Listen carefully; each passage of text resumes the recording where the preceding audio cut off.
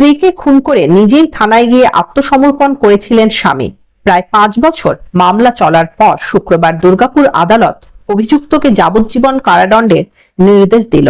পাশাপাশি 50,000 টাকা জরিমানাও ধার্য করা হয়েছে। ঘটনাটি ঘটে 2021 সালের 5ই সেপ্টেম্বর রাতে কাকসার আড়া এলাকার একটি বহুতল আবাসনের ফ্ল্যাটে স্ত্রী ইপসা প্রিয়দর্শিনীকে গলায় ফাঁস দিয়ে খুন করেন স্বামী বিপ্লব পারিদা। বিপ্লব সেন্ট্রাল ব্যাংক অফ ইন্ডিয়ার অ্যাসিস্ট্যান্ট ম্যানেজার ছিলেন। সেপ্টেম্বর কেসটা স্টার্ট হয়েছিল। সেপ্টেম্বর ইনসিডেন্ট হয়েছিল। সেন্ট্রাল ব্যাংক অফ ইন্ডিয়ার ম্যানেজার মিস্টার বিপ্লব পারিদা তার স্ত্রীকে কাকসা পিএসের স্টেশনে ললিত অ্যাপার্টমেন্টে তারা থাকতে সেখানে মার্ডার হয়েছিল। উনি নিজেই মার্ডার করেছিলেন।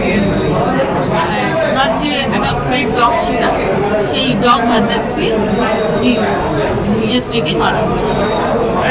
তারপর থেকে কেসটা স্টার্ট হয় কাকসা পিএসের আন্ডারে। তারপর কেসটা চলতে থাকে, কাস্টডি ট্রায়াল চলছিল।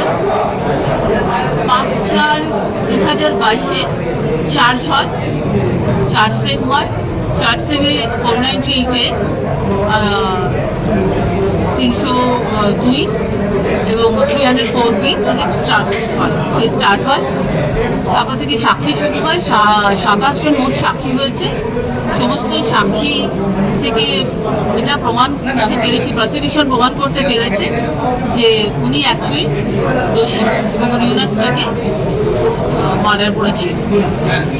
আজকে তার কালকে কনভিক্ট ছিল, আজকে কনভিকশন দিয়েছেন, সাহেব ঘোষণা করেছেন যাবজ্জীবন 50,000 টাকা জরিমানা।